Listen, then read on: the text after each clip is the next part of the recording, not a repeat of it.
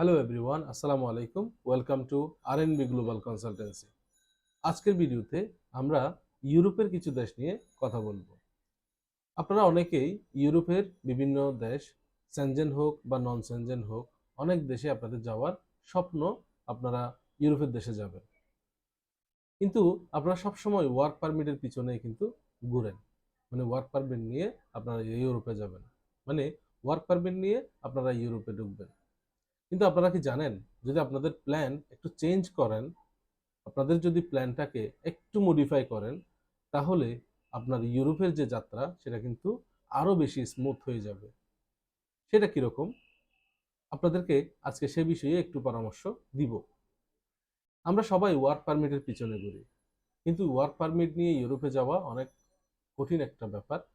যদি আপনার ভাগ্যে থাকে, যদি সবকিছু স্মুথলি হয়, যদি কোম্পানি আপনাকে কোঅপারেট করে, যদি আপনার ফাইল যে এজেন্সিতে দিবেন সেই এজেন্সি যদি আপনাকে কোঅপারেট করে, খুব নাইসলি যদি আপনাকে গাইডলাইন দেয়, তাহলে হয়তোবা অনেকের কপালে ইউরোপের ভিসা জুটে।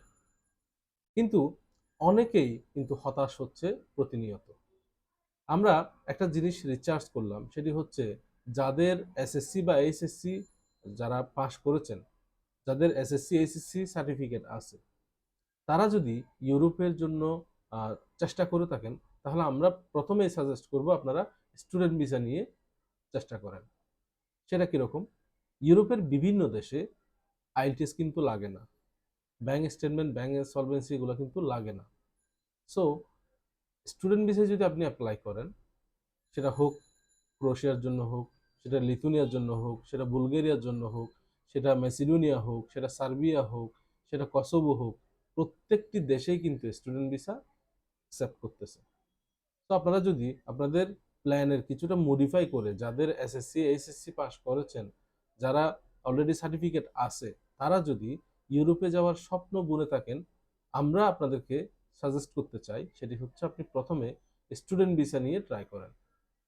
স্টুডেন্ট ভিসা ওয়ার্কার ভিসার চেয়েও কম সময়ের মধ্যে হয়ে থাকে, এবং স্টুডেন্ট ভিসাতে ভিসা রেশিও ওয়ার্কার ভিসার চেয়েও অনেক বেটার। সো আপনারা যদি ইউরোপের জন্য চিন্তা করেন, আমাদের এই পরামর্শটুকু প্লিজ মাথায় রাখবেন।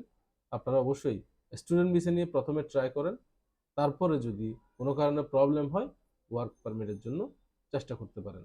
তবে হ্যাঁ, একটা বিষয় আপনাদের সবাইকে অবগত করতে চাই, সেটি হচ্ছে ইউরোপের কাজগুলো কিন্তু অনেকটা স্লো প্রসেস। ওয়ার্কার ওয়ার্ক পারমিটের কাজ তো অনেক বেশি স্লো। সো যাদের হাতে পর্যাপ্ত পরিমাণ সময় থাকবে এবং টাকা খরচ হবে, টাকা ক্ষতির সম্মুখীন হবেন, সেই সম্ভাবনা মাথায় নিয়েই আপনারা কিন্তু ইউরোপের কাজের জন্য সামনে আগাবেন। সেক্ষেত্রে আপনি হয়তোবা সাকসেস হবেন, হয়তোবা কিছু টাকা পয়সা লস গিয়ে আপনার কাজটা হবে না, এই দুইটার মধ্যেই হবে।